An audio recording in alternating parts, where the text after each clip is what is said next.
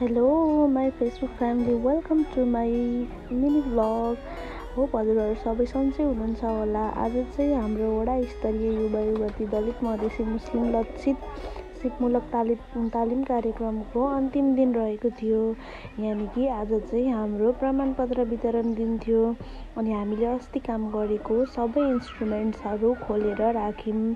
अब किनभने आज हाम्रो लास्ट दिन थियो, त्यही भएर यो जोडेको सबै वायरिङहरू हामीले खोलेर राख्नुपर्ने थियो। त्यो हुनाले हामीले सबैजना मिलेर खोल्यौँ एकछिन। अनि सरको वेट गर्दै बसिरहेको थियौँ। त्यतिकैमा सर पनि आउनुभयो। अनि सरसँग एकछिन कुरा गर्दै रमाइलो गर्दै सबै आज त लास्ट दिन थियो नि त, त्यही भएर आज चाहिँ पढाइ भएन।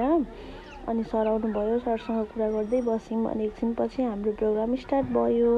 अनि thank you so much Vinod Shrestha sir, हामीलाई गाइड गर्नुभएकोमा, हामीलाई